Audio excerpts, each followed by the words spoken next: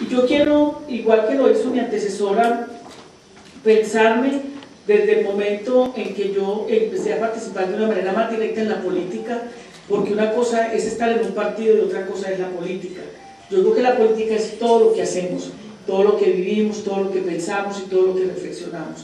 Y yo ingresé al mundo de la política desde el conocimiento de que yo era una persona totalmente diferente donde vivía, porque era el producto de una unión de un negro con una mujer blanca, y donde empecé a reconocer la discriminación desde el color y posteriormente a darme cuenta que el hecho, además de ser mujer, acumulaba otra discriminación, pero si a eso además le asignaba el hecho de no ser una mujer pudiente, de no ser una mujer rica, pues también una triple discriminación, obviamente que con menos dificultades que las otras. Pero también,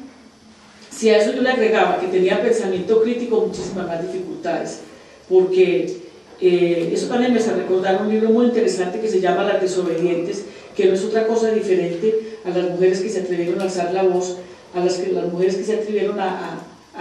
repensar el espacio asignado o a cuestionar de fondo la sociedad. Y en esto yo no solamente quiero hacer un homenaje muy importante a muchas de las mujeres que han caído en muchas de las guerras en el mundo, sino también a mujeres que para mí, como por ejemplo la Pasionaria, fueron y han sido muy importantes. La Dolores Ibarruri para mí ha sido inspiradora en mucho de lo que nosotros hemos tenido que hacer en la sociedad colombiana, no solamente por la profundidad del discurso, que tenía mucho más que ver con los seres humanos como tales, sino también por su compromiso en la lucha como mujer, en la construcción de feminismos desde esa época, que daban cuenta efectivamente de una revolución profunda, sin disparar un tiro, pero que eran las revoluciones por la igualdad. Y de eso me permite también rememorar a mujeres que la antecedieron, en mi caso en América Latina, como Manuelita Sáenz, o una mujer colombiana como María Cano, que fue una de las mujeres que más profundizó en el tema laboral, en las condiciones laborales, no solamente de los hombres, de los obreros, sino también de las obreras. Fueron mujeres absolutamente señaladas, mujeres descartadas en muchos de sus momentos por la posibilidad de lo que ellas aportaban en la construcción de la democracia, seguramente sin planteárselo de esa manera, pero que hoy en el tiempo y en el espacio uno puede decir que fue mucho el contenido que aportaron a lo que ha sido la gran revolución del feminismo por parte de las mujeres. Y me parece interesante porque cuando yo escucho plantear de manera conceptual todo lo que ha significado el contenido de las leyes, me hago la pregunta que nos hacemos la mayoría de las veces: ¿realmente eso no camina de la par a como deberían caminar las políticas públicas desde un Estado? Y esto me permite recoger algunas de tus apreciaciones que tienen que ver con la violencia. Por ejemplo, cuando una mujer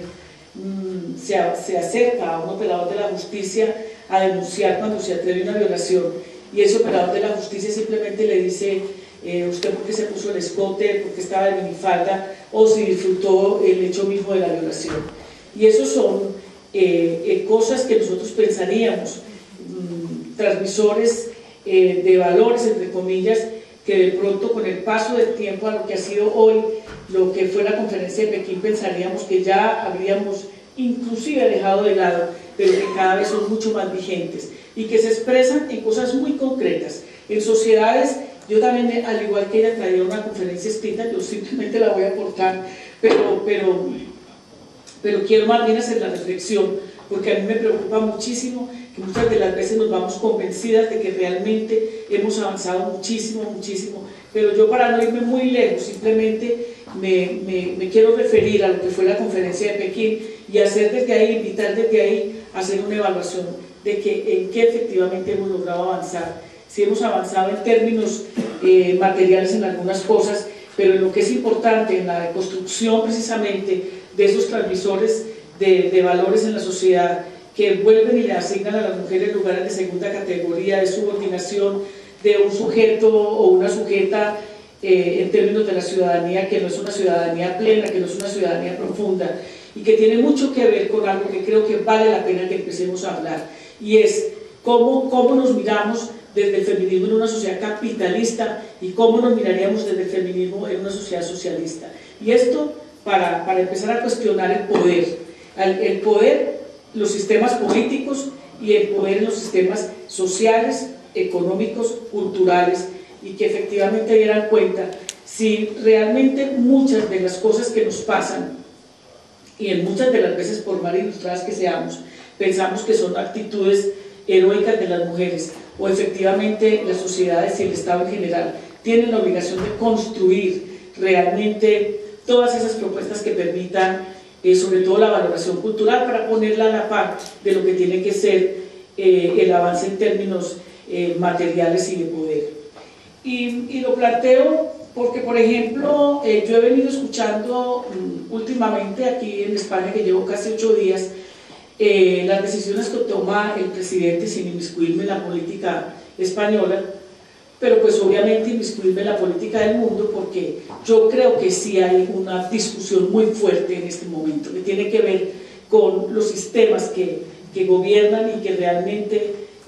plantean o avances o retrocesos en las sociedades, totalmente ligadas al mercantilismo, totalmente ligadas al sistema financiero y totalmente ligadas realmente a lo que es un sistema capitalista. Yo escuché sobre la discusión o sobre el debate de los recortes que se deben hacer en razón de las crisis económicas que se están viviendo y del temor que se tiene que de lo que pasa en Grecia pueda tranquilamente ocurrir aquí, o pueda ocurrir en Italia, o pueda ocurrir en otro lugar. Pero no sé si leí mal o escuché mal, pero uno de los recortes que comencé a escuchar fue precisamente los que tienen que ver con el tema de la socialización de las tareas domésticas, o con el tema que tiene que ver con el cuidado de los niños y de las niñas, que es una obligación del Estado y no solamente de las mujeres. Y me refiero al recorte, por ejemplo, de lo que es el aporte o el cheque hacia los bebés, y que podría significar seguramente la preocupación por tener más recursos para procurar subsanar o sanear el déficit, y no la preocupación de quién va a asumir ese costo o de ese recorte en lo social, que me lleva a mí a decir, como pasa en América Latina, que cada que haya ajustes, bien sea estructurales o ajustes en lo financiero o en lo económico, primeramente se apela a lo que supuestamente es el bienestar de las mujeres, como que fuera bienestar de nosotras solas y no bienestar de la sociedad, que tiene la obligación de cumplir con la tarea no solamente de socialización de eso que se llama tareas domésticas, y que ella mencionaba que además no tiene un aporte en las cuentas nacionales ni en los presupuestos públicos, sino que además tiene que ver con la obligación que tiene un Estado de velar por el bienestar de los niños y de las niñas como una tarea de la sociedad en su conjunto.